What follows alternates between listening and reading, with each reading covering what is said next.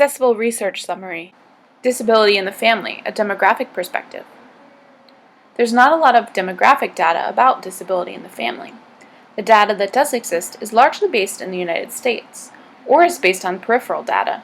For example, the focus was about people with disabilities and just happens to capture family data. Research on disability families in middle and low-income nations is especially missing.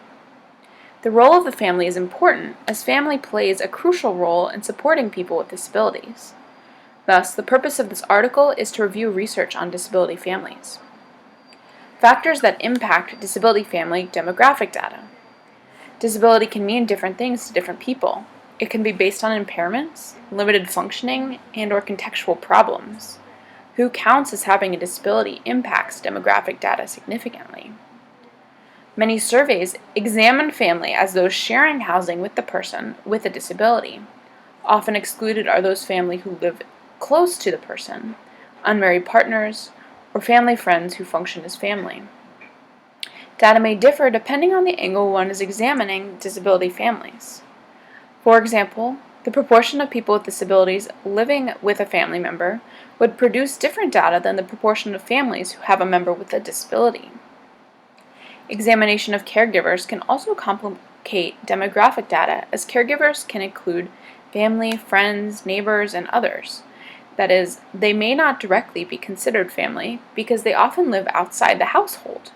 Moreover, since not all people with disabilities need assistance from caregivers, this may impact those estimations. The structure of families with disabilities varies widely and is quite complex. There are, however, some general trends. Disability families tend to be older. Disability families tend to be headed by a married or partnered couple. Many disability families can have 2 or more people with disabilities. Disability families are more likely to live in a single person or non-family residence. Disability families tend to have lower income than households without a disability. Disparities are largest in families headed by single women of color. Disability families have a greater need for services and supports. The findings suggest disability should be integrated into discussions about family policy in general, as well as discussions about demographics. This Accessible Research Summary Brief series is brought to you by the Institute on Disability and Human Development at University of Illinois at Chicago.